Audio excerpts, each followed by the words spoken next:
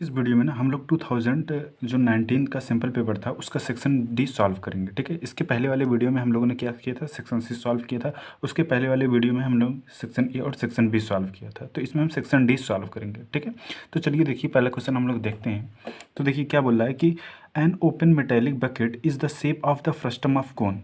ठीक है, मतलब कि एक if the diameter of the two circular end of the bucket is 45 centimetre and 25 centimetre and the vertical height of the bucket is 24 centimetre, find the area of the metallic sheet is use to make the bucket, find the volume of the water it can B hold. मतलब पहले बात तो क्या, इसका area भी आपको बताना पड़ेगा और दूसरा क्या, वॉल्यूम भी बताना पड़ेगा। ठीक है, इसमें दो चीज़ पूछिए। मतलब क्या है, फ्रस्टम ऑफ एक कोन है। ठीक है, मतलब फ्रस्टम ऑफ कोन का स्ट्रक्चर आपको पता होगा, फार्मूला भी पता होगा। चलिए देखिए कैसे करते हैं। देखिए ये क्या है, आपका फ्रस्टम ऑफ कोन है। ठीक है, तो इसका देखिए जो छोटा वाला रेडियस कितना है 25 और बड़ा वाला कितना है 45। ठीक है, तो देखिए ये वाला हाइट आपको पता है, तो आप इसको स्लैंट हाइट, मतलब ये आपका क्या होता है, यल निकाल सकते हो। कैसे निकालोगे, आपको पता होगा कि L is equal to under root क्या होता है, एच स्क्वायर। ठीक है, plus R1 minus of R2 का होल स्क्वायर। आया समझ में। अब इसमें वैल्यू पुट करते हैं। देखिए ये आपका क्या हुआ, ये हुआ R1 और ये आपका हो गया R2। ठीक है, तो अब वैल्यू पुट करते हैं। तो L इज इक्वल टू क्या हो जाएगा, under root H square. H कितना है 24 का स्क्वायर, प्लस R1 कितना है यहाँ पे 45 माइनस ऑफ 25 का होल का स्क्वायर। ठीक है, अब देखिए आप जब इसको सॉल्व करोगे तो L इज इक्वल टू, अब 24 का स्क्वायर कितना होता है, 24 का स्क्वायर का जब आप करोगे तो 576 आएगा ये। ठीक है, ये कितना आ गया 576, प्लस अब देखिए 45 माइनस ऑफ 25 जब करोगे तो ये कितना आएगा 20, और 20 का स्क्वायर कितना होता है आपको 400। आया समझ में। अब इसी तरीके से जब L इज इक्वल टू देखोगे तो ये अंडर रूट कितना आएगा 976, तो ये अपन कितना आ गया 976। ठीक है, तो यल की वैल्यू जब इससे रूट हटाओगे तो ये कितना आ जाएगा 4√61। ठीक है, तो ये आपका क्या हो गया स्लैंट हाइट। तो मतलब यल आपको पता चल गया। ठीक है, तो देखिए इसमें दो चीज़ की पूछा था आपसे। पहला वो चीज़ क्या पूछा था, एरिया पूछा था। ठीक है, और दूसरी चीज़ क्या पूछी थी, तो वैल्यूम। पहले हम क्या कर लेते हैं, एरिया निकाल लेते हैं। तो अगर हम बात करें एरिया ऑफ मेटेलिक शीट हमको बताना है, तो पहले बात करें हम एरिया की। ठीक है, जितना एरिया होगा उतना मेटेलिक शीट लगेगा। तो देखिए एरिया में आप क्या करोगे, देखिए एरिया अगर इसका निकालना होगा तो इसका जो फार्मूला होता है वो क्या होता है, pi into L R1 plus of R2। ठीक है, पाई की भी वैल्यू पता है, एल की भी वैल्यू पता है, R1 और R2 की भी वैल्यू पता है। वैल्यू पुट करते हैं तो पाई की वैल्यू कितनी हो गई 22/7, एल की वैल्यू कितनी हो गई 4√61। ठीक है, अब देखिए R1 plus of R2, R1 कितना है 45 और R2 की वैल्यू कितनी है 25, दोनों को ऐड कीजिए कितना होगा 70। तो R1 प्लस ऑफ R2 कितना आ गया 70 आ गया। ठीक है, अब देखिए 7 से 10 टाइम में ये कट जाएगा। ठीक है, तो जब आप इसे मल्टीप्लाई करोगे तो ये कितना आ जाएगा 880 अंडर रूट 61 सेंटीमीटर स्क्वायर। तो ये इतना मेटेलिक शीट आपका लगेगा। ये आपका क्या हो गया एरिया। ठीक है, अब दूसरी चीज़ क्या पूछा था आपसे, वॉल्यूम पूछा था। ठीक है, तो वॉल्यूम कैसे बताओगे आप, देखिए वॉल्यूम बताने की इसका फार्मूला क्या होता है, volume of frustum of cone 1/3 pi into H, bracket में क्या होता है R1 का स्क्वायर प्लस ऑफ R2 का स्क्वायर प्लस R1 R2, यही क्या होता है volume of frustum of cone. ठीक है, तो अब वॉल्यूम का फार्मूला, अब इसमें हम वैल्यू पुट कर देते हैं। तो वैल्यू कैसे पुट करोगे 1/3, पाई की वैल्यू हो जाएगी 22/7, और देखिए एच की वैल्यू कितनी है 24, तो 24 हुआ यहाँ पे। अब ब्रेकेट में क्या आ जाएगा R1 का स्क्वायर, R1 का स्क्वायर मतलब 45 का स्क्वायर। अब ये यहाँ पे क्या लिखोगे 45 का स्क्वायर प्लस ऑफ 25 का स्क्वायर प्लस ऑफ 45 इंटू 25। आया समझ में। अब इन सबको जब सॉल्व करोगे तो देखिए ये कितना हो जाएगा 22/7। ठीक है, ये कितना हो गया इंटू 8। अब देखिए 45 का स्क्वायर मैंने अभी यहाँ पे देखा 576 होता है, तो मैंने लिख दिया क्या 576। 25 का स्क्वायर पता ही होगा 625 होता है। ठीक है, इसका जब आप मल्टीप्लाई करोगे तो ये 1125 आएगा। ठीक है, इतना समझ में आया। अब इसको हम क्या करते हैं, ऐड कर लेते हैं तीनों को। जब आप ऐड करोगे, ऐड करके जब 7 से डिवाइड करोगे, ठीक है, तो ये जो आपकी वैल्यू आएगी पूरा सॉल्व करने के बाद 47454.88 सेंटीमीटर क्यूब। तो यही आपका क्या हो जाएगा, आंसर हो जाएगा। ठीक है, समझ में आया। तो यहाँ पे आपका ये आंसर हो जाएगा। तो इसके बाद नेक्स्ट क्वेश्चन देखते हैं हम लोग ना। अब देखिए क्वेश्चन सेकंड, तो क्वेश्चन सेकंड देखिए कहाँ से पूछा गया, स्टैटिक्स से पूछा है। देखिए इसमें क्या पूछ रहा है कि find the value of the frequencies x and y if the following frequency distribution of the table n is equal to कितना है 100। तो कैपिटल N क्या होता है, सम ऑफ द फ्रीक्वेंसीज होती है। तो ये कितना है 100, और मीडियन यहाँ पे आपको कितना दिया है 32। ठीक है। तो एक्स और वाई आपको बताना है। तो चलिए देखिए इसको कैसे करेंगे। देखिए ये चीज़ आपको दी है, यहाँ पे आपको फ्रीक्वेंसी भी इसकी दी है, कितना दिया है इसका 10, ये आपका कितना है एक्स, ये 20 और 30 का कितना है ये 25, और यहाँ पे 30 और 40 का कितना है आपको ये 30 है, और ये वाई है, और ये कितना है आपको 10। ठीक है। तो आपको एक चीज़ और क्या गिवन है, यहाँ पे आपको गिवन है इसका मीडियन। ठीक है। इसका जो मीडियन है वो कितना है 32, और कैपिटल एन मतलब कि सम ऑफ फ्रीक्वेंसीज वो कितना है आपका 100 है। ये क्या होगा आपका सम ऑफ फ्रीक्वेंसीज। आया समझ में। तो ये चीज़ें आपको गिवन है। तो आपको पता है सम ऑफ फ्रीक्वेंसीज क्या होता है। ये जो आपको 100 यहाँ पे गिवन है ये क्या होता है इन टोटल का सम। तो यहाँ से हम एक्स प्लस वाई की वैल्यू निकाल सकते हैं। सम कीजिए। अब देखिए 10 plus x plus 25 plus of 30, देखिए 10 प्लस ऑफ 30 कितना हो गया 40, 40 प्लस 10 50, 50 टू 70 और 75 हो गया। तो मतलब कि एक्स प्लस वाई कितना हो जाएगा X plus Y plus of 75, इसकी जो वैल्यू होगी वो कितनी आनी चाहिए 100। अब यहाँ से एक्स प्लस वाई की वैल्यू आ जाएगी, तो एक्स प्लस ऑफ वाई की वैल्यू कितनी आ गई 25। ये समझ में आया ना, इतना तो समझ में आ गया होगा। अब देखिए यहाँ से y की वैल्यू आ जाएगी y is equal to 25 minus of x। आया समझ में। इसे हम मान लेते हैं इक्वेशन फर्स्ट ना, ये आपका क्या हो गया इक्वेशन फर्स्ट। अब देखिए तो मतलब कि जो ये 100 आया यहाँ पे हम लिख सकते हैं टोटल सम क्या लिखोगे तो ये ना। अब यहाँ पे y ये आपको पता चल गया, तो इतना पता चल गया। अब यहाँ पे हम क्या निकाल लेते हैं कम्युलेटिव फ्रीक्वेंसी। तो कम्युलेटिव फ्रीक्वेंसी आपको पता है, तो ये कितना होगा आपका 10, ये कितना हो जाएगा 10 प्लस ऑफ एक्स, क्योंकि 10 तो 10 plus x plus of 25 plus 10 plus x, तो 25 प्लस 10 एक्स कितना हो जाएगा 35 प्लस ऑफ एक्स हो जाएगा। इसी तरीके से इसमें ऐड करोगे तो ये कितना हो जाएगा 65 प्लस ऑफ एक्स। इसी तरीके से इसमें ऐड करोगे तो 65 plus of X plus of Y. इसी तरीके से इसमें ऐड करोगे तो ये 75 plus of X plus of Y. इतना समझ में आ गया होगा ना। तो अगर इतना समझ में आ गया तो आगे देखिए कैसे करते हैं। अब देखिए मीडियन का तो फार्मूला आपको पता होगा, क्या होता है मीडियन इज इक्वल टू ना एल प्लस ना ब्रैकेट में क्या होता है n/2 minus C F cumulative frequency divided by sum of मतलब फ्रिक्वेंसी इनटू कितना हो जाएगा h। ये फार्मूला लगाइए और वैल्यू ऐड कीजिए। अब देखिए मीडियन पता है 32, तो मैंने लिखा 32। एल कितना है इसका, तो एल इसका जो है वो है कितना 30, तो एल हो गया इसका 30 प्लस ठीक है n/2 मतलब कि इसका डिवाइडेड बाई 2 कितना होगा 50 माइनस ऑफ कम्युलेटिव फ्रिक्वेंसी। ठीक है। अब कम्युलेटिव फ्रिक्वेंसी इसका कितना है ना, अगर 30 का कम्युलेटिव फ्रिक्वेंसी कितना है ना, तो ये कितना हो जाएगा minus of 30 and minus of X. ठीक है। और नीचे एफ जो है वो कितना होगा 30 इंटू एच कितना होगा आपका 10। ठीक है। ये इतना आ गया। अब इसको आप जब सॉल्व कीजिएगा तो यहाँ से देखिए 32 इधर आएगा तो 30 इसमें से माइनस हो जाएगा, तो ये कितना होगा आपका 2 इज इक्वल टू अब 50 माइनस 30 कितना हो जाएगा 20। ठीक है। और माइनस ऑफ एक्स, अब 0 से 0 कटा, यहाँ पे क्या होगा 3। इतना समझ में है। अब क्रॉस मल्टीप्लिकेशन करवा दीजिए 3 2 जा 6, 6 is equal to 20 minus of X.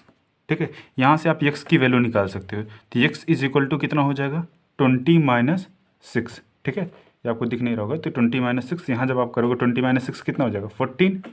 ठीक है। तो मतलब कि एक्स की वैल्यू कितनी आ गई 14 ना, एक्स की वैल्यू कितनी आ गई 14। अगर x की वैल्यू 14 आ गई तो y की वैल्यू आप यहाँ पे डाल के निकाल सकते हो, तो y इज इक्वल टू कितना आ जाएगा अब 25 माइनस ऑफ 14 कितना हो गया 25 माइनस 14, तो ये कितना हो जाएगा आपका ना, सॉरी x की वैल्यू कितनी आई, सॉरी हम लोग गलत कर दिए, यहाँ पे 35 होगा ना, ये कितना है 35, तो 35 में जो यहाँ पे करोगे तो ये 15 आएगा। तो जब ये 15 आएगा तो यहाँ भी 15, यहाँ भी 15, तो ये आपका 9 आएगा। ठीक है।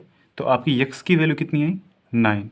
ठीक है। x की वैल्यू 9 आई, तो यहाँ पे जब मैंने पुट किया 9 तो y की वैल्यू कितनी आ गई 16। तो हमसे x और y की वैल्यू पूछा था, तो यहाँ पे मैंने x की निकाल दी और y की, तो आपका आंसर क्या हो जाएगा x is equal to 9 and y is equal to 16। यही आपका क्या होगा आंसर हो जाएगा। आया समझ में। अब नेक्स्ट क्वेश्चन देखते हैं। देखिए नेक्स्ट क्वेश्चन में क्या हमसे पूछा है ना, देखिए नेक्स्ट क्वेश्चन में हमसे पूछा है, क्वेश्चन नंबर ये सेकंड, ये भी स्टैटिक्स का ही है। इसमें क्या बोला है for the following frequency distribution draw a cumulative frequency curve of a more than type of the hence is obtain the medium value. ठीक है। इसमें क्या दिया है कि आपको ये फ्रीक्वेंसी क्लास दी है, इसका कर्व बनाना है। तो कर्व कैसे बनाओगे, देखिए यहाँ से आपको कोऑर्डिनेट निकालना होगा। तो कोऑर्डिनेट कैसे निकालोगे, मेन फंडा वही है। ठीक है। अगर आपने कोऑर्डिनेट निकाल लिया तो कर्व बना लीजिए। चलिए देखिए हम लोग कैसे सॉल्व करेंगे। देखिए अब कोऑर्डिनेट कैसे निकल, अब मोर देन जीरो, तो जीरो से मोर कितना है, देखिए जीरो से ये सब बड़े हैं तो इसमें सब कर लीजिए कितना है, देखिए 15 + 5 कितना हो जाएगा 20, 20 + 20, ये जब पूरा टोटल सम करोगे ना तो ये आपका आएगा 100। ठीक है, तो मतलब कि मोर देन जीरो जो है वो कितना है 100 है। ठीक है, इसी तरीके से आप जब मोर देन 10 देखोगे तो मतलब कि ये वाला नहीं होगा, ये वाला पूरा सम, तो ये कितना आएगा आपका, मोर देन जब 10 देखोगे तो ये आएगा आपका 95। इसी तरीके से जब मोर देन 20 देखोगे तो ये कितना आएगा आपका 80। इसी तरीके से मोर देन 30 देखोगे तो जब मोर देन 30 देखोगे तो ये आपका कितना आएगा 60 आएगा। फिर मोर देन जब आप 40 देखोगे तो ये कितना आएगा 37। मोर देन 50 देखोगे तो ये आएगा 20, और जब मोर देन 60 देखोगे तो ये आएगा 9 ना। अब देखिए मतलब कि ये आपका क्या हुआ, एक्स कोऑर्डिनेट, ये हुआ वाई कोऑर्डिनेट, मतलब किसी का जो कोऑर्डिनेट बनेगा वो 0, 100 बनेगा, दूसरे का 10, 95 बनेगा, और तीसरे का 20, 80 बनेगा। ठीक है, तो मतलब कि ये सब आपके क्या हैं कोऑर्डिनेट हुए। इसी तरीके से ये कितना हो जाएगा 30, 60 हो जाएगा। इसी तरीके से ये 40, 37 हो जाएगा। ठीक है, और इसी तरीके से ये 50, 20, और ये 60, 9। ठीक है, ये चीज़ें इतना समझ में आया। अब कोऑर्डिनेट पता है, ग्राफ तो ड्रा कर लोगे। अब ग्राफ कैसे ड्रा करोगे, एक्स और वाई एक्सिस बनाओ। अब यहाँ पे देखिए 10, 10 का ले लीजिए, क्योंकि 10 ये कितना हो जाएगा 20, ये आपका 0 होगा। ठीक है, इसी तरीके से यहाँ पे 30, यहाँ पे कितना हो जाएगा 40, 50 ना, 60 ना। देखिए इसी तरीके से आप यहाँ पे लीजिए 70। जब आप ग्राफ ड्रा करोगे ना, फिर उसके बाद आप जब पॉइंट बनाओगे ना तो इस तरीके से कुछ पॉइंट बनेगा। ठीक है, तो जब आप इन्हें ज्वाइन कर दीजिए, ये पॉइंट बनाने के बाद आप इन्हें ज्वाइन कर दीजिए, तो ये आपका क्या हो जाएगा ग्राफ हो जाएगा। आया समझ में, बस इतना सिंपल था। नेक्स्ट क्वेश्चन देखते हैं, क्वेश्चन 25 देखते हैं। इसमें क्या बोल रहा है कि a boy standing on a horizontal plane find him ना, finds a bird flying at a distance of 100 metre. मतलब कि लड़का है वो कहाँ पे हॉरिजॉन्टल प्लेन पे खड़ा है, उसने देखा कि एक जो चिड़िया है वो फ्लाइंग कर रही है कितना 100 मीटर पे फ्रॉम हिम। जो वहाँ से एलिवेशन बन रहा है वो एंगल का वो कितना है 30 degree. And a girl standing on the roof of a 20 metre height building, एक 20 मीटर हाइट की बिल्डिंग है, एक गर्ल वहाँ पे खड़ी है। उसने देखा कि जो एलिवेशन है उसका वो कितना है 45 degree. Then the boy and the girl are opposite side ना, कि जो बॉय और गर्ल हैं वो किस साइड में है, अपोजिट हैं, दोनों अपोजिट साइड में है। ठीक है, तो क्या बोल रहा है कि the bird find the distance of the bird from the girl. तो मतलब कि जो डिस्टेंस है किसकी, बर्ड की गर्ल से कितना है, तो ये हमसे पूछा है। तो चलिए देखिए कैसे सॉल्व करेंगे। देखिए फिगर कुछ इस तरीके से, देखिए ये क्या है चिड़िया है। ठीक है, और यहाँ पे क्या है बॉय है, जो एंगल ऑफ एलिवेशन है वो 30 डिग्री है। ठीक है, और ये जो डिस्टेंस बताया कि ये कितना है 100 मीटर, और इसके अपोजिट साइड में एक गर्ल खड़ी है किसमें 20 मीटर हाइट बिल्डिंग पर, और उसका जो एंगल ऑफ एलिवेशन है वो कितना है 45 डिग्री। तो पूछा है कि चिड़िया से इसका डिस्टेंस कितना होगा ना, यही पूछा है। तो अब देखिए सॉल्व कैसे करोगे। अब यहाँ पे देखिए अगर हमको इसका क्या ये वाला लेंथ पता चल जाए तो हम सॉल्व कर सकते हैं। ठीक है, तो देखिए इसको पता करने के लिए पहले हम क्या करते हैं, नहीं नहीं उसको नहीं पता करना है, पहले देखिए ये चीज़ पता है तो ये चीज़ हम फाइंड कर सकते हैं। अगर ये चीज़ फाइंड कर लिए तो इसमें से ये वाला लेंथ हम यहाँ से माइनस हो जाएगा 20, तो ये वाला लेंथ बचेगा। तो ये जो लेंथ होगा इसमें हम क्या करेंगे फार्मूला लगाएंगे और यहाँ से हम एक्स की वैल्यू निकाल लेंगे। तो चलिए पहले हम क्या करते हैं ये पूरा लेंथ फाइंड करते हैं। अब इसको फाइंड करने के लिए यहाँ पे आप क्या लगाओगे कि साइन 30 डिग्री जो होगा वो क्या होगा आपका AC अपान कितना होता है 100। मतलब कि आपको पता है कि जो साइन थीटा होता है वो क्या होता है परपेंडिकुलर अपान हाइपोटेनियस। तो परपेंडिकुलर क्या है AC अपान हाइपोटेनियस कितना इसका 100। ठीक है, अब साइन थीटा की वैल्यू आपको पता होती है वो कितना होता है 1/2। अब यहाँ पे हम क्रॉस मल्टीप्लिकेशन करेंगे तो AC की वैल्यू कितनी आ जाएगी, AC की वैल्यू आ जाएगी 50 मीटर। इतना समझ में आया। अब यहाँ से यहाँ तक जो लेंथ है वो कितना है 50 है। अब इसमें से 20 माइनस कर दोगे तो ये वाली लेंथ आ जाएगी, ये कितना है आपकी 30 है। आया समझ में, तो ये 30 आपको पता चल गया। अब यहाँ पे अगर मैंने साइन की फार्मूला दोबारा लगाया साइन 45, तो साइन 45 की वैल्यू कितनी होगी परपेंडिकुलर, परपेंडिकुलर मतलब ये वाला लेंथ, ये वाला लेंथ कितना है 30।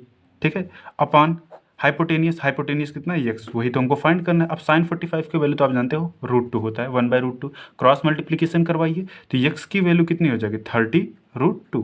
ठीक है, आपका आंसर आ गया, कितना सिंपल था। अब 30√2, तो 30√2 की वैल्यू कितनी होती है 1.41 होती है। तो जब इसमें मल्टीप्लाई आप करोगे तो ये कितना हो जाएगा ना, अब ये 3 × 14.1।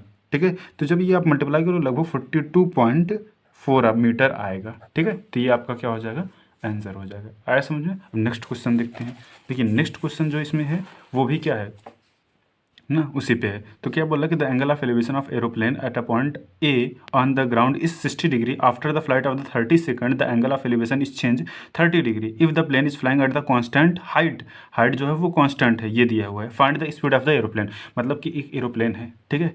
तो पहले जब देखा कि जो एंगल ऑफ एलिवेशन था 60 डिग्री, तो फिर 30 सेकंड बाद ना एरोप्लेन उड़ रहा है, 30 सेकंड बाद देखा कि जो एंगल ऑफ एलिवेशन बन रहा है वो कितना बन रहा है, 30 डिग्री बन रहा है ना। कि बोल रहा है कि उसका हाइट जो है वो एरोप्लेन की कांस्टेंट है, दिया है इतना, तो इसकी स्पीड पूछा है। तो बड़ा सिंपल है, चलिए देखिए कैसे सॉल्व करेंगे। देखिए जो फिगर है ना कुछ इस तरीके से बनेगा। देखिए यहाँ पे आदमी खड़ा है, तो पहले एरोप्लेन कहाँ था, ए पॉइंट पे, ठीक है। तो जब एंगल ऑफ एलिवेशन कितना था, 60 डिग्री। फिर 30 सेकंड बाद, टाइम कितना, 30 सेकंड। 30 सेकंड बाद जब आदमी देखा तो एरोप्लेन आपका कितना, कहाँ पहुँच गया, यहाँ पहुँच गया, ठीक है। अब एरोप्लेन जब यहाँ पहुँचा तो तब एंगल ऑफ एलिवेशन कितना हुआ, 30 डिग्री हुआ। तो देखिए हाइट का कितना था, कांस्टेंट था, जो हाइट यहाँ है वही हाइट यहाँ पे है। तो इसमें आपको स्पीड बतानी है। देखिए speed is equal to distance upon time होता है, ठीक है। टाइम आपको पता है, ठीक है, स्पीड बताना है। डिस्टेंस पता चल जाए तो आप स्पीड बता दोगे, बता दोगे, ठीक है, क्योंकि स्पीड बताना है, टाइम पता है, डिस्टेंस चाहिए। तो डिस्टेंस, अब देखिए डिस्टेंस यहाँ से यहाँ तक ये चला, ठीक है। अब यहाँ से यहाँ तक आप निकालोगे कैसे। अब देखिए आप इसमें फार्मूला लगाइए। पहले ये टोटल डिस्टेंस निकाल लीजिए, फिर ये छोटा वाला डिस्टेंस निकाल लीजिए। तो टोटल डिस्टेंस में ये छोटा वाला डिस्टेंस आप माइनस कर दोगे तो ये वाला डिस्टेंस आ जाएगा। तो ऑब्वियस बात है, चलिए कैसे करोगे। अब देखिए यहाँ पे अगर मैंने यहाँ पे tan का फार्मूला लगाया ना, tan 30 डिग्री, तो ये क्या होता है, परपेंडिकुलर अपान बेस। तो परपेंडिकुलर कितना है इसका, इतना है मीटर, अपान बेस, बेस कितना है इसका, ओडी। तो यहाँ पे मैंने क्या लिख दी, ओडी, ठीक है। तो tan 30 की वैल्यू कितनी होती है, 1/√3, ठीक है। अब क्या क्रॉस मल्टीप्लीकेशन कराओगे यहाँ पे, ठीक है। तो ओडी की वैल्यू क्या आ जाएगी, 3600। अब √3 मल्टीप्लाई होगा तो कितना हो जाएगा, 3 हो जाएगा। अब इसको मल्टीप्लाई कीजिए, 36 3 जा, तो जब आप इसको मल्टीप्लाई करोगे तो ये कितना आ जाएगा, 10800, ठीक है, मीटर। तो मतलब ओडी की वैल्यू आपको पता चल गई, मतलब कि ये यहाँ से पूरी डिस्टेंस।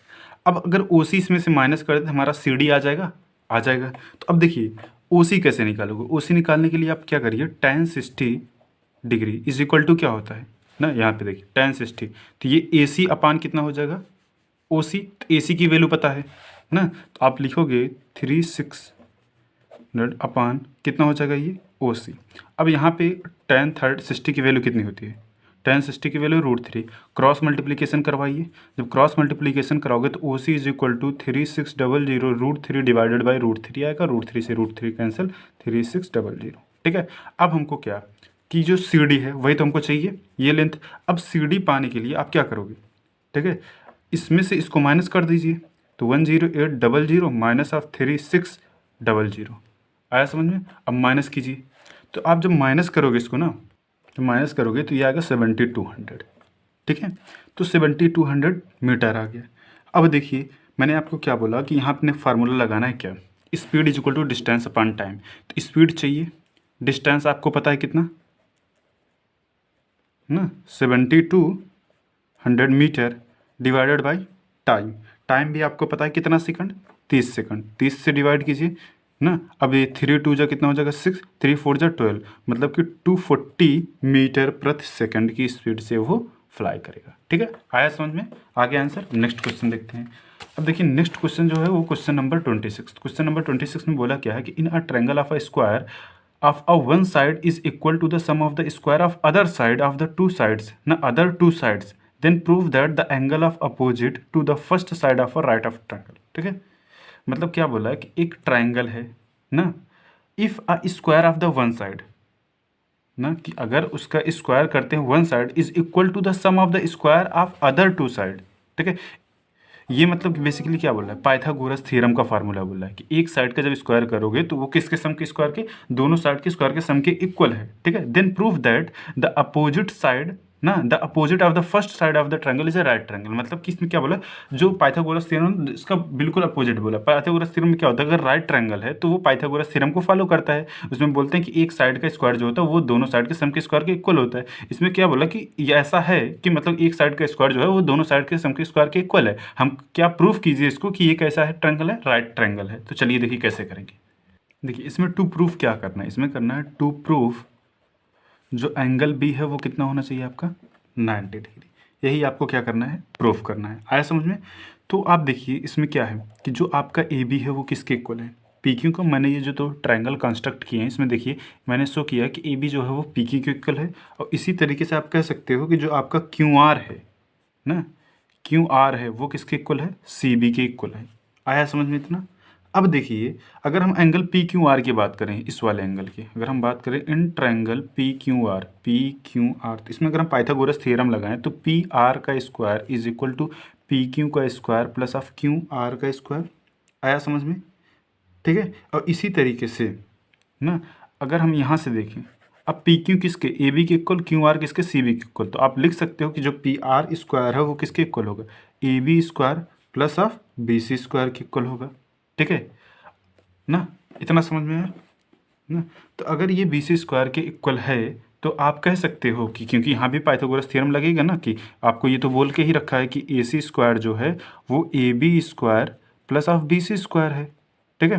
तो बी सी स्क्वायर है, तो अब देखिए A B square plus of B C square, अगर ये वाला इक्वेशन फर्स्ट मान लेते हैं, ये इक्वेशन सेकंड मान लेते हैं, from equation first and second, अगर पहले और दूसरे इक्वेशन से हम देखें तो हम कह सकते हैं कि जो आपका पी आर स्क्वायर होगा वो ए सी स्क्वायर के इक्वल होगा ना, ए सी स्क्वायर के इक्वल होगा। तो पी आर जो होगा वो ए सी के भी इक्वल होगा ना, तो पी आर जो होगा वो किसके इक्वल होगा, ए सी के इक्वल होगा। अगर ऐसा है तो ना, तो अब यहाँ पे देखिए तीन कंडीशन आपको बन गई, A B is equal to P Q, ठीक है, और यहाँ पे Q R is equal to C B, और यहाँ पे बन गया कि P R is equal to A C. तो ये क्या है, साइड, ठीक है, ये भी क्या है, साइड। तो आप कह सकते हो कि जो आपका ट्रायंगल ए बी सी है ये कॉन्ग्रुएंट ट्रायंगल है पी क्यू आर के बाई कौन से रूल से, एस एस रूल से, ठीक है, साइड साइड साइड रूल से।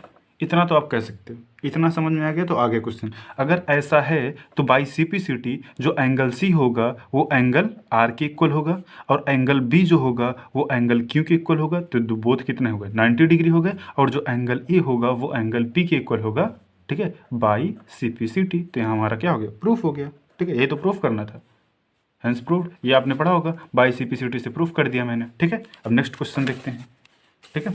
अब नेक्स्ट क्वेश्चन, क्वेश्चन नंबर 27, इसमें क्या बोला है कि अ ट्रेन ट्रेवलर, ठीक है, a train travels 360 kilometre at I uniform speed if the speed had been ना 5 किलोमीटर प्रति hour more it would be have the taken 1 hour less for the same journey find the speed of the train. मतलब बोला कि जो train आपका है वो 360 की स्पीड से चल रहा है ना, कि अगर उसकी स्पीड 5 किलोमीटर प्रति आवर बढ़ती है, ठीक है, तो बोल रहा है कि जो उसका जो टाइम था, एक्चुअल टाइम था, उससे 1 घंटा पहले वो पहुंच जाएगी, मतलब कि 1 घंटा कम लगेगा पहुंचने में। तो हमको बोल रहा है कि उसका actual find the speed of the train, speed of the train बताइए।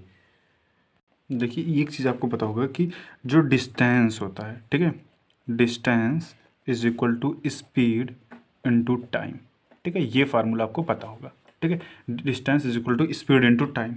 अगर distance is equal to speed into time है तो डिस्टेंस आपको कितना है, 360, स्पीड कितनी है, एक्स मान लेते हैं, और आपका टाइम कितना है, टी मान लेते हैं, ठीक है। अब बोला कि जब ना अकॉर्डिंग टू द कंडीशन, अगर हम देखें अकॉर्डिंग टू द कंडीशन ना, जब उसकी कंडीशन के हिसाब से देखें कि बोला क्या कि एक्स टी टाइम के बाद ना जो उसका देखिए जो एक्स टी मतलब कि स्पीड इंटू डिस्टेंस, ये आपका क्या हो गया, स्पीड इंटू टाइम, तो ये आपका क्या हो गया, डिस्टेंस। तो उसका क्या हुआ कि बोला क्या कि जब एक्स प्लस ऑफ 10, ठीक है, इंटू टी माइनस 1 ना, तो ये आपका कितना होगा, 5 होगा ना, 5 किलोमीटर बोला था ना, तो ये आपका कितना होगा, 5। तो जब ऐसा होगा कि x प्लस ऑफ 5 मीटर जो है वो 5 की स्पीड उसमें ऐड हो रही है, तो घंटा मतलब कि टाइम कितना हो रहा है, 1 आवर लेस हो रहा है ना। तो ये वाला मैंने क्या किया, ऐसा लगाया, ठीक है। अब इसको आप जब सॉल्व कीजिएगा तो यहाँ पे X T is equal to X into T, तो कितना हो जाएगा ये X T plus X minus, तो 1 इंटू 3 माइनस ऑफ एक्स हो जाएगा, plus of 5t minus of 5। इतना समझ में आया। अब एक्स टी से एक्स टी क्या हुआ, कैंसिल हुआ ना, तो x इज इक्वल टू कितना हो जाएगा, 5t माइनस ऑफ 5। इतना समझ में आया। अब देखिए t आपको पता होगा कि t क्या होता है, स्पीड इज इक्वल टू क्या होता है, डिस्टेंस अपॉन टाइम। तो time is equal to distance upon speed हो जाएगा। तो डिस्टेंस अपॉन स्पीड मतलब 360 बाई स्पीड कितना, x। तो मतलब कि x is equal to 5 into 360 by X minus of 5। इतना समझ में आ गया होगा, ठीक है। अगर इतना समझ में आ गया, अब देखिए ये क्वाड्रेटिक इक्वेशन बन जाएगी। कैसे? अब 360 इंटू 5 आप कर लीजिए, ठीक है। अब ये कितना हो गया ना, अब अगर आपको हम बताएं तो ये लिख लीजिए 5 इंटू 360 माइनस ऑफ 5x। और अब देखिए नीचे क्या है x, इधर क्या हो गया x, ठीक है। अब क्रॉस मल्टीप्लिकेशन करवा दीजिए, तो X square is equal to 5 into 36 minus of 5x। ये क्या बना है? क्वाड्रेटिक इक्वेशन, ठीक है। अब क्वाड्रेटिक इक्वेशन कैसे बनेगा कि एक्स स्क्वायर माइनस इधर है तो इधर आएगा तो क्या हो जाएगा प्लस 5x। अब ये इधर क्या हो जाएगा माइनस 5 इंटू 360, इसको आप मल्टीप्लाई कर लेना इज इक्वल टू 0। कैसा बना क्वाड्रेटिक इक्वेशन? यहाँ पे एक्स की वैल्यू निकाल सकते हो, quadratic equation by quadratic formula लगाइए और वैल्यू निकाल लीजिए, इतना तो आप कर सकते हो, ठीक है। अब क्वाड्रेटिक फार्मूला लगाना है आपको, X is equal to minus B by ना minus B plus minus under root B square minus of 4ac upon 2a, चाहे इससे कर लीजिए ना, ये बड़ा है इक्वेशन तो ये वाला फार्मूला लगाइए, वैल्यू पुट कीजिए, आप निकाल सकते हो, ठीक है। इतना तो आपको आता ही होगा। अब देख लीजिए, हम नेक्स्ट क्वेश्चन देखते हैं। इसमें क्या बोला है कि solve X 1 upon A plus B plus X is equal to 1 upon A plus 1 upon B plus 1 upon X, जहाँ पे A B not equal to 0, ठीक है, एक्स भी नॉट इक्वल टू 0 है, तो X is equal to not minus of A plus of B. तो इसे solve करना, तो चलिए देखिए कैसे सॉल्व करते हैं। देखिए इसमें आपको दिया क्या है कि 1 upon A plus B plus X is equal to कितना है 1 upon A plus 1 upon B, ठीक है, प्लस 1 अपान एक्स। आया समझ में? अब इसमें क्या करना है आपको, ठीक है, ये एक्स जो है उसको हम इधर लेकर आते हैं 1 बाई एक्स। तो आप क्या कीजिए, यहाँ पे ऐसे लिख लीजिए 1 upon A plus B plus X minus of 1 upon X is equal to 1 upon A plus 1 upon B. इतना समझ में आ गया होगा, ठीक है। दोनों साइड हम क्या करते हैं एलसीएम लेके सॉल्व करते हैं। इधर सॉल्व करोगे तो ये कितना आ जाएगा आपका एक्स इंटू एलसीएम लेके सॉल्व करोगे तो X into A plus B plus of X, और ऊपर कितना बन जाएगा आपका X minus A plus B plus X. आया समझ में? इज इक्वल टू यहाँ पे क्या बनेगा A plus B upon A B. इतना तो समझ में आ गया होगा। अब देखिए यहाँ से एक्स कैंसिल हो जाएगा, तो यहाँ पे बचेगा minus of A plus of B बचेगा, और यहाँ पे क्या बचेगा X into A plus B plus X into is equal to A plus B एक ब्रैकेट में, और यहाँ पे ए बी आ जाएगा, ए बी से ए बी कैंसिल हुआ। क्रॉस मल्टीप्लिकेशन कीजिए और वैल्यू लीजिए। अब क्रॉस मल्टीप्लिकेशन हम जब यहाँ पे करेंगे तो ये minus of A B is equal to, अब देखिए इसको आप इस तरीके से लिख सकते हो एक्स स्क्वायर, ठीक है, plus of A plus of B into X. इतना समझ में आ गया होगा कि ये मैंने कैसे किया। देखिए एक्स स्क्वायर, ठीक है, ये लिख लिया, ठीक है। अब ए प्लस बी, ए एक्स आएगा और बी एक्स आएगा, उसमें से मैंने एक्स कॉमन ले लिया तो ये आ जाएगा। आया समझ में ना? तो अब देखिए ये एक क्वाड्रेटिक इक्वेशन बनेगा कैसे, X square plus of A plus B into X minus of A B is equal to, अब इधर आएगा तो क्या प्लस ऑफ ए बी हो जाएगा इज इक्वल टू 0, क्योंकि ये इक्वल की इधर था तो इधर आया क्या हो गया plus of A B is equal to 0। अब देखिए X square plus A X plus of B X plus of A B is equal to 0। मैंने अगर एक्स यहाँ से कॉमन लिए तो ये क्या हो जाएगा एक्स प्लस ऑफ ए, और मैंने इधर से बी कॉमन ले लिया तो यहाँ भी क्या बचा आपका X plus of A is equal to 0। X plus A मैंने कॉमन लिया तो एक्स प्लस ए आकर आपका कॉमन होगा तो यहाँ पे बचेगा क्या X plus of B is equal to 0। तो एक्स की वैल्यू आ गई एक्स इज इक्वल टू या तो माइनस ए होगा या X is equal to minus of B होगा। आया समझ में? यही तो पूछा था हमसे, सॉल्व हो गया, ठीक है। एक्स के लिए सॉल्व करना था तो मैंने सॉल्व किया, एक्स इज इक्वल टू या तो माइनस ए होगा या तो माइनस बी होगा। इसी तरीके से जो क्वेश्चन नंबर 28 है इसमें क्या बोला कि evaluate cosec square 90 degree minus of theta minus tan square theta upon 2 cosec square 37 degree plus cosec square 53 minus 2 tan square 36 square 37 sine square 53 upon cosec square 63 and tan square 27। देखिए इसमें देखिए यहाँ पे थीटा, इसको evaluate करना है basically. देखिए इसको तो आप लिख सकते हो, इसकी वैल्यू आपको पता होगी, ठीक है, बाकी इन सब की वैल्यू तो आपको पता नहीं होगी ना। तो इसको देखिए इवेल्युएट करने के लिए देखिए 90 माइनस थीटा, तो कुछ चमका, जैसे कि क्या होता है sine 90 minus theta cos theta, इसी तरीके से क्या होता है कॉसेक 90 माइनस थीटा क्या होता है सेक थीटा। अब कॉसेक स्क्वायर 90 माइनस थीटा क्या हो जाएगा सेक स्क्वायर थीटा, ठीक है। तो वही सब फार्मूला लगा के इसको 90s में कन्वर्ट करके इसको सॉल्व करना। तो चलिए देखिए कैसे करते हैं। देखिए क्वेश्चन इस तरीके से कुछ आपको दिया हुआ है, तो देखिए कॉसेक स्क्वायर 90 माइनस थीटा को आप क्या लिख सकते हो सेक स्क्वायर थीटा माइनस क्या हो जाएगा tan स्क्वायर थीटा। अब देखिए यहाँ पे क्या है 2 अब कॉस स्क्वायर 37, ठीक है, तो इसको हम क्या लिख देते हैं, कॉस स्क्वायर 37 इसी तरीके से, तो कॉस स्क्वायर 37 डिग्री हो गया, ठीक है, प्लस कॉस स्क्वायर। अब देखिए 53 को हम क्या लिख सकते हैं, इसको इस तरीके से लिख सकते हैं, 90 माइनस 37 क्या होता है 53, तो 90 माइनस हमने 37 लिख दिया, ठीक है, आया समझ में। इसी तरीके से यहाँ पे 2, अब tan स्क्वायर, tan 30 की वैल्यू क्या होता है 1/√3। अब इसका स्क्वायर करोगे तो कितना हो जाएगा 1/3, तो यहाँ पे मैंने मल्टीप्लाई कर दिया 1/3, ठीक है। अब सिक 37 को इसी तरीके से लिख देते हैं, सिक स्क्वायर 37 डिग्री। अब साइन 53 को हम लिख सकते हैं कि साइन स्क्वायर 90 माइनस कितना 37, आया समझ में। कुछ इस तरीके से लिख सकते हैं, 90 माइनस 37 कितना होगा 53, तो कुछ इस तरीके से लिख दिए। इसी तरीके से नीचे हम लिखते हैं, ठीक है। अब कॉसिक स्क्वायर, अब कॉसिक स्क्वायर 63 है, तो इसको हम क्या लिख सकते हैं 90 माइनस 27 लिख सकते हैं माइनस tan स्क्वायर 27। इतना समझ में आ गया होगा। अब देखिए sec square theta minus tan square theta क्या होता है 1 होता है, फार्मूला आपने पढ़ा होगा ना, तो यहाँ पर क्या हो गया 1/2, ठीक है। अब देखिए कॉस स्क्वायर 37, तो ये कितना हो गया कॉस स्क्वायर 37 डिग्री। अब कॉस 90 माइनस थीटा क्या होता है साइन थीटा, तो ये कितना हो जाएगा साइन स्क्वायर 37, आया समझ में। माइनस अब 2/3, ठीक है। अब सिक को तो हम इसी तरीके से लिखेंगे कि सिक स्क्वायर 37 और इंटू साइन 90 माइनस थीटा कितना हो जाएगा कॉस, तो कॉस स्क्वायर 37। इतना आपको समझ में आ गया होगा, ठीक है। अब देखिए यहाँ पे कॉसिक स्क्वायर 90 माइनस 27, तो कितना हो जाएगा सिक स्क्वायर 27, तो सिक स्क्वायर मैंने 27 लिखा माइनस tan स्क्वायर 27 डिग्री लिखा। इतना समझ में आया। अब देखिए sine square theta plus cos square theta कितना होता है 1, तो मतलब कि ये वैल्यू कितनी हो गई 1, तो ये आपने का बच्चा कितना 1/2, ठीक है। और माइनस अब देखिए कास को क्या लिखते हो 1/6, तो मतलब कि ये तो इससे कैंसिल हो जाएगा, समझ गए।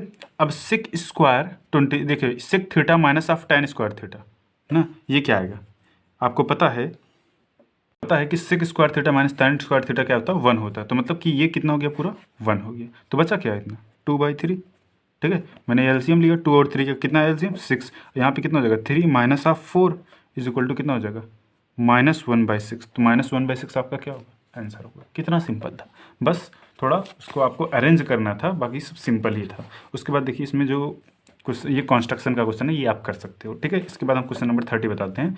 Find the sum of all the 2 digit number which leave the remainder 2 when divided by 5, ठीक है। तो मतलब कि sum of all 2 digit number बताना है कि जब उसे हम किससे 5 से डिवाइड करें तो रिमाइंडर कितना आना चाहिए 2। तो देखिए जो कंस्ट्रक्शन का क्वेश्चन हमने आपको नहीं बताया क्योंकि इसमें आपको ज्योमेट्री का यूज आता है, ठीक है। तो अभी हमारे पास तो वो सब है नहीं, तो आप इसको कर लेना, आपसे हो जाएगा। बड़ा सिंपल क्वेश्चन आता है, ज्योमेट्री का क्वेश्चन आता है पेपर में, ठीक है। तो आप इसे ध्यान से कर लेना, ठीक है। तो चलिए देखिए इसमें इसको हम सॉल्व करते हैं। देखिए 2 डिजिट का नंबर है, जब मैंने उसे 5 से डिवाइड किया रिमाइंडर 2 आना चाहिए। तो अब 2 डिजिट का नंबर कहाँ से है 10 से लेकर 99 तक हो सकते हैं। अब इसको 5 से डिवाइड करोगे तो रिमाइंडर 0 आएगा, 11 को डिवाइड करोगे तो 1 आएगा, 12 को जब आप 5 से डिवाइड करोगे तो 2 आएगा क्योंकि आप 12 को डिवाइड कीजिए 5 से, तो 5 2 10, ठीक है। माइनस कीजिए तो यहाँ पे रिमाइंडर कितना हो जाए 2, ठीक है। तो मतलब कि आपका 12 हो सकता है, ठीक है। इसी तरीके से जो दूसरा नंबर आएगा वो कितना आएगा 17, और तीसरा नंबर आपका कितना आएगा 22, और 99। देखिए आप 97 को जब डिवाइड करोगे तो आप रिमाइंडर 2 आएगा, ठीक है, क्योंकि 95 को डिवाइड करोगे तो 0 आएगा, 96 को करोगे तो 1 आएगा, और 97 करोगे तो रिमाइंडर कितना आएगा आपका 2 आएगा, ठीक है। तो मतलब कि ये एपी की सीरीज बन रही है। अब इसमें a इज इक्वल टू 12 हो गया, ठीक है, और यहाँ पे आपको d की वैल्यू पता चल गई कितनी 17 माइनस ऑफ 12 मतलब कितना आया 5, ठीक है। और यहाँ पे लास्ट टर्म जो है वो आपका कितना है 97। आपको एसन का तो फार्मूला पता होगा, सम ऑफ एसन ना into first term plus of last term, formula में वैल्यू पुट कीजिए और आंसर लीजिए। तो येसन देखिए, अब येसन में अब देखिए आपको यन नहीं पता है, फर्स्ट टर्म पता है लास्ट टर्म, तो यन फाइंड करने के लिए आप जनरल वाला फार्मूला लगाइए, A N is equal to A plus N minus 1 into T, ठीक है। आपको पता है कि A N is equal to L ही होता है, चाहे लास्ट टर्म कहिए चाहे ए एन। तो ये कितना हो गया 97, ए की वैल्यू कितनी हो गई 5 plus N minus 1 into D की वैल्यू कितनी हो गई, ए की वैल्यू 12 है और डी की वैल्यू 5 है, ठीक है। तो आप यहाँ से क्या कीजिए, अब 97 minus of 12 divided by 5 is equal to N minus 1, ठीक है। अब देखिए इसको जब आप डिवाइड करोगे 97 माइनस ऑफ 12 कीजिए ना, अब 2 इसमें से गए तो ये 5 और ये कितना हो जाएगा 80 divided by 5 plus of 1 is equal to n। 80 को 5 से डिवाइड करोगे तो 5 3 5 1 जा 5 ना, 5 से 1 जा 35 प्लस ऑफ 1, तो n की वैल्यू कितनी आ गई 18। तो n की वैल्यू आपको 18 पता चल गई, इसमें पुट कीजिए तो yes 18 is equal to 18/2 first term कितना हो गया 12 प्लस ऑफ लास्ट टर्म कितना हो गया 97। अब 12 18 9, तो ये आ गया आपका 9, ठीक है। अब देखिए 12 प्लस ऑफ 97 कितना होता है, ठीक है। जब आप 12 प्लस ऑफ 97 करोगे तो ये आपका आएगा 109। अब जब इससे मल्टीप्लाई करोगे तो ये 981 आएगा, जो आपका क्या होगा आंसर होगा। तो यहाँ पे मैंने आपका जो क्वेश्चन नंबर 30 कंप्लीट, तो यहाँ पे आपका जो सिंपल पेपर 2019 था वो कंप्लीट हो गया, ठीक है। 2019 का पेपर जो हमने पूरा सॉल्व कर लिया। आई होप आपने पूरा वीडियो देखा होगा। अगर आपको वीडियो अच्छी लगे तो प्लीज़ वीडियो को लाइक करना, चैनल को सब्सक्राइब करना।